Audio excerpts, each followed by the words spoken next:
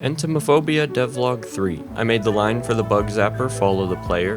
Then I made it look like electricity. I made a medium-sized Ron, Deborah, and Cletus. Then I made the first version of the character select screen. Did a little coding, and you could spawn as Ron. I then drew a new ground tile, threw it in Unity, sliced it, and there it is.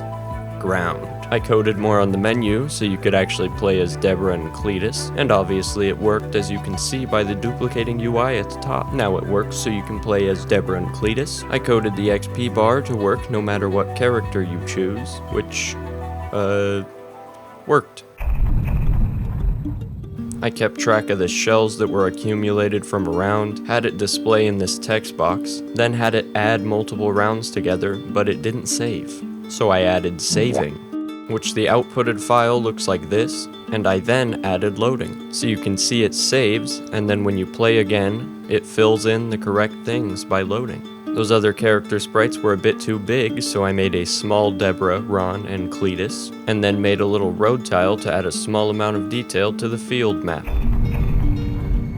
I drew a new character select menu, put them in the unities, sliced the pieces up, built the menu, and I had this, which incorporated the buying characters feature. And since I made those smaller characters, I had to resize the world, put the new character sprites in, and now you could play as the correctly sized players. I created some buttons and some character stat panels. They aren't used yet, but they exist for later purposes. I then added permanent upgrades to the game, coded some stuff, which reported which upgrade was being hovered over by the mouse, and you could buy the upgrades. And then made a finished version of some bug enemies, put them in the game, and got this.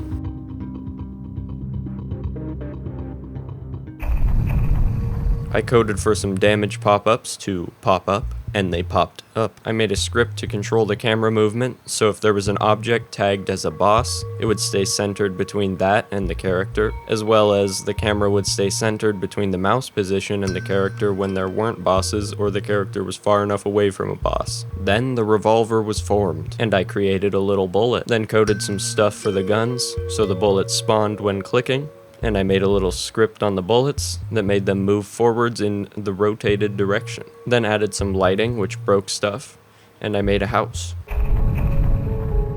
I added an animation to the damage pop-up as well as a script so they disappear after popping up, then created a muzzle flash. I used JSFXR to get some placeholder sound effects, and then I started creating tiles and little objects for the second map in the game, the warehouse, and I also added post-processing effects. I created a little map selector. This is map 1, this is map 2, so you can now play on map 2. I added some text and then some pictures. After that I implemented Steam stats and achievements, which, speaking of Steam, the game is available on Steam. You can get the game if you want, or you can just wishlist it. Bye.